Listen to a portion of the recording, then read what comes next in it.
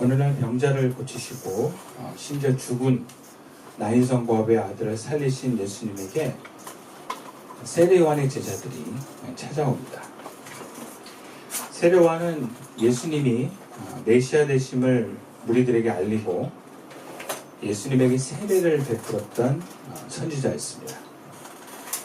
그는 당시에 수많은 사람들로부터 존경받았고 그의 제자들도 많이 있었습니다. 심지어 예수님 제자 중에는 세례 요한 제자가 있을 정도예요. 그는 대중들에게 인기가 많아서 사회적인 영향력도 있어서 뭔가 종교 지도자들을 비난하고 까는 얘기를 해도 함부로 할 수가 없을 정도로 대중의 지지도가 굉장히 높았던 사람이었습니다. 심지어 헤롯의 부정을 고발하고 그것을 어떻게 보면은 사람들 앞에 이야기했다는 이유로 헤롯 왕이 잡아뒀는데도 함부로 죽이지 못할 정도로 세례 요한은 그만큼 영향력이 있는 사람이었습니다. 근데 감옥에 있으면서 그는 예수님에 대해서 여러 소문을 들었는데 그의 마음속에 이런 의심이 들었던 것 같습니다. 그가 정말 메시아인가? 그래서 그의 제자 2명을 예수님께 보내어서 물었습니다. 그가 오늘 보면 20절 말씀이에요. 그들이 예수께 나와 이르되 세례 요한이 우리를 보내어 당신께 여쭤보라고 하기를 오실 그이가 당신이 오니까 우리가 다른 일을 기다리오리까. 세례 요한의 제자들이 예수님께 질문한 핵심의 내용이 이것입니다. 당신이 성경에서 예언한 그 메시아가 맞습니까? 라는 질문이에요. 아니 세례 요한이 예수님을 직접 메시아로 칭해서 그에게 세례를 주었는데 어떻게 지금 와서 예수님에게 당신이 메시아 맞아요? 하고 물을 수 있겠습니까? 그 정확한 이유는 우리가 알 수 없지만 한 2가지 정도를 우리가 유추해 볼 수 있습니다. 그 첫 번째가 먼저 본문 시작의 18절에 이렇게 얘기합니다. 요한의 제자들이 이 모든 일을 그에게 알리니 그랬어요. 이 모든 일은 예수님이 병자들을 고치고 귀신을 쫓아내고 죽은 자를 살렸던 그런 이야기들을 세례 요한의 제자들이 감옥에 갇힌 세례 요한에게 알렸다라는 거예요. 근데 이러한 예수님의 행보가 세례 요한이 기대했던 메시아의 행보는 아니었던 것 같아요. 그 당시 유대인들은 세례 요한을 포함해서 메시아에 대한 기대는요, 쉽게 얘기하면 이 땅을 심판하신 하나님으로 오시는 거예요. 물론 그 내용이 구약에 다 있습니다. 심판하시는 메시아. 근데 구약의 예수님에 대한 메시아에 대한 예언은 심판하신 예수님만 있는 게 아니라 고난의 종으로서 오신다. 즉 가난한 자를 또한 부유케 하고 다리 저는 자를 일으키고 소경을 눈뜨게 하고 죽은 자를 살리고 그러면서 어떤 비유적으로 그 죄를 위해서 죽으신 고난의 종으로 묘사하는 내용이 있습니다. 그러니까 메시아에 대한 내용이 구약에는 그 2가지로 기록되어 있어요. 하나는 고난의 종으로 오시는 메시아, 하나는 심판하셔서 이 땅을 뭔가 의를 바로 세우고 현실적으로는 로마에 앞서서 회복시켜서 해방시켜서 다윗 왕국을 회복하는 그 하나님 나라를 세울 메시아, 그 예언이 있어요. 아마 세례 요한의 입장에서는 이 2가지 메시아에 대한 예언 중에 그 심판으로 오실 메시아를 기대했던 것 같아요. 그는 타락한 종교 지도자나 세속적인 정치가들과는 타협하지 않는 의로움을 부르짖는 사람이었습니다. 그러면서 죽음을 무릅쓰고 세상을 비판하고 심지어 왕을 비판하는 용기 있는 선포자요, 선지자였습니다. 그런데 들리는 예수님의 소문에 의하면 예수님에게는 그런 정치적으로나 사회적으로나 뭔가 세상에 개혁을 일으킬 만한 큰일이 일어나지 않았어. 심지어 이스라엘의 중심이라고 하는 종교 중심지라고 하는 예루살렘에서는 별 일을 하지 않으시고 저기 지방에 갈릴리 그 지역에 가버나움, 특히 나사렛도 아니고 그 가버나움 지역에 가셔서 병자를 고치고 귀신을 쫓아내고 가난한 자들, 특히 가난한 과부의 죽은 아들을 살리는 사역은 이 정치의 중심에 있는 세례요한, 그러니까 어떤 종교적인 중심지라고 하는 그 예루살렘을 비롯한 그 무리들을 뭔가 이끌고 가르치는 세례요한 입장에서는 그게 크게 와닿지 않은 사역들이에요. 그런 기적으로는, 특히 가난한 사람들을 상대하는 기적으로는, 또 죄인들을 대하는 기적으로는 세례요한이 기대하고 꿈꾸는 세상을 올 것 같지 않았던 것 같아요. 그리고 그런 기적이 지금 감옥에 갇힌 세례요한과 크게 상관이 없습니다. 가난한 자가 뭐가 부유케 되고 병든 자가 일어난다고 세례요한이 감옥에서 풀려나는 건 아니잖아요. 근데 만약에 예수님이 구약의 그 심판주로 오신 메시아라면 해로 그냥 아웃시키고 하나님의 어떤 택함 받은 다윗과 같은 용맹한 왕다운 왕을 세우면 자기 좀 풀려날 거 아니에요. 혹은 뭔가 좀 영향력을 행사할 수도 있고요. 지금 나는 억울하게 감옥에 갇혀 있는데 가난한 사람들이 치유받고 귀신이 떠나가고 과부의 죽은 아들이 다시 사는 게 그렇게 와닿지 않았을 거라는 거예요.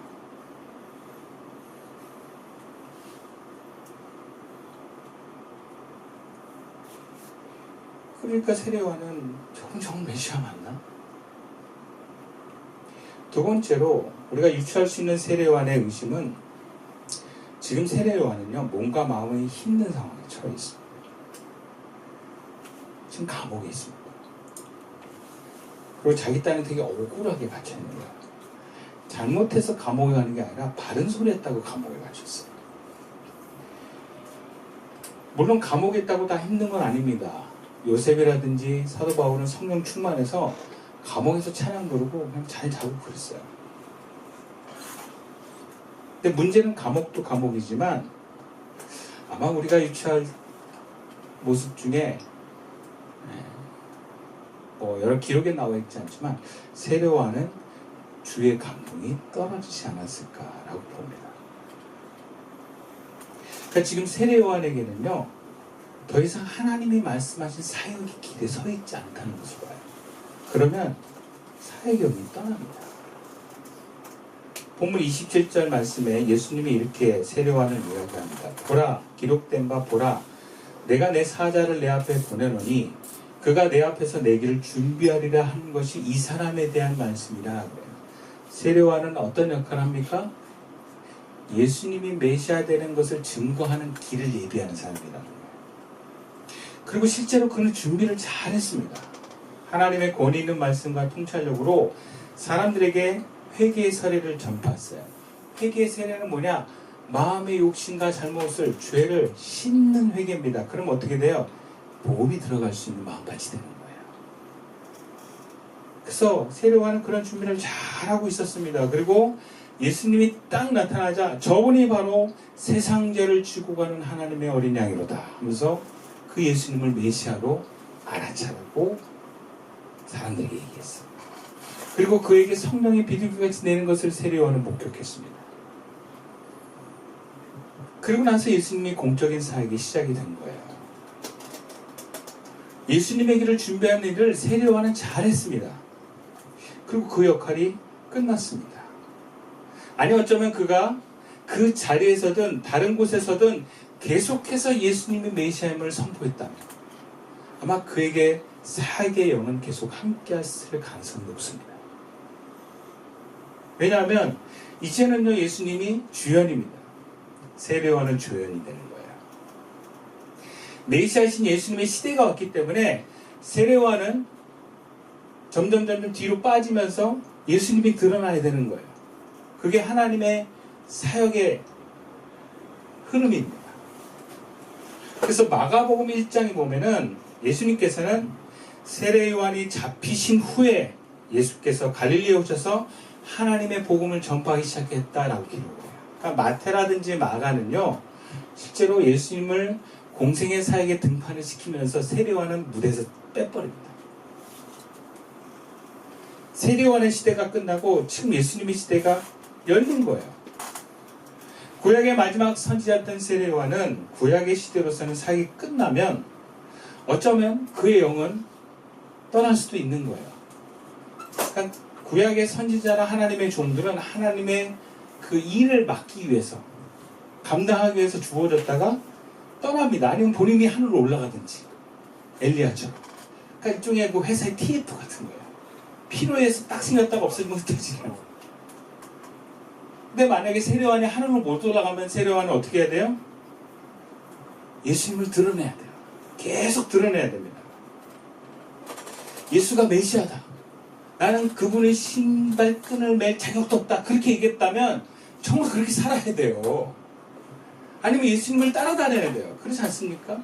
지금 주의 영이 예수님에게 임하고 예수님의 성령 충만하셔서 하나님의 역사하기 시작한다면 세례 요한은요, 예수님 따라다녀야 돼. 그러면 그 주의 영이 세례 요한에게도 흐를 것입니다.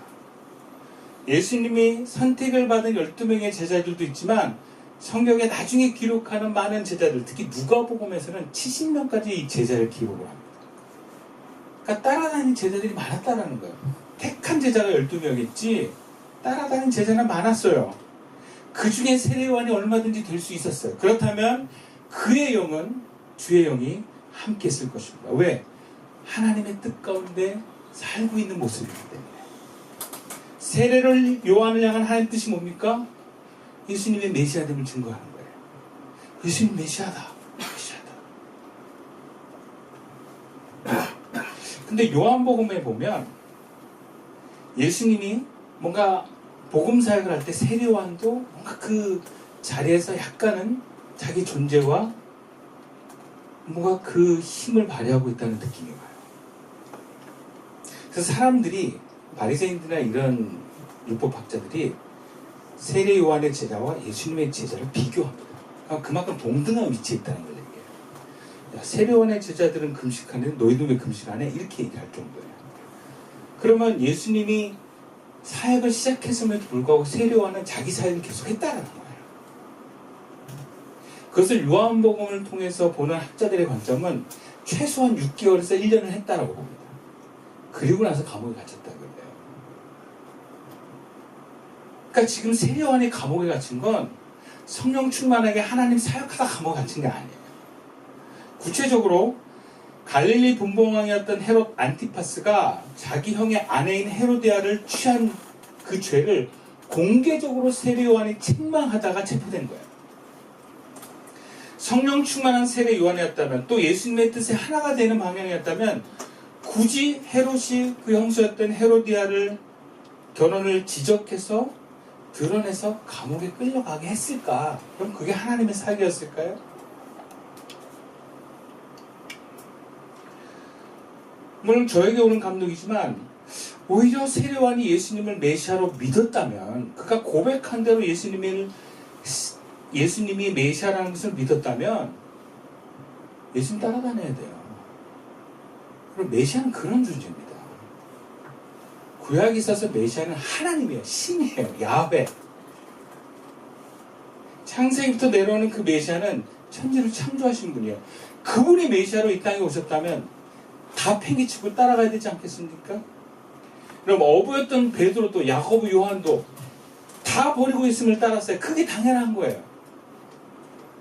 근데 그들은 예수님을 처음부터 메시아로 알아보지는 못했어요. 나중에 알았어요. 근데 세례 요한은 처음부터 알았어요. 예수님의 제자들이 예수님 메시아임을 확실히 알았을 때는요, 목숨을 던집니다. 다 순교해요. 목숨보다 더 소중한 분으로 인정하고 믿는 분이 하나님입니다. 세례 요한은 그 하나님이라고 얘기는 해놓고 자기는 안 따라가요. 결국 예수님과 달리 헤롯을 비난하는 길을 갑니다. 예수님은 사회운동가가 아니었어요. 헤롯을 비난하고 정치적으로 형벌을 일으키는 분이 아니었습니다. 다른 길을 간 거예요. 그렇다면 성령의 역사는 예수님과 다른 성령의 역사는 제한받을 수밖에 없습니다.